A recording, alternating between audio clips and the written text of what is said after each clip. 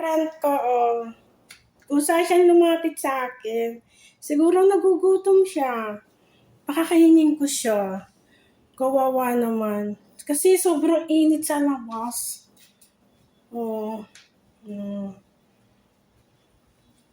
Papakita ko muna kay bunso ko. Gugutom siguro siya. Tingnan mo, kalapate, Ang init ng katawan niya. Pumasok siyang kusa din sa loob. Wow! Nasuka? Nasuka ka ba? Ha? Baka may sakit siya. Sumusuka siya. Kawawa naman. Pakakainin ko siya. Pakita ko muna siya kay bunso ko. Papakita ko muna siya kay bunso, mga friend.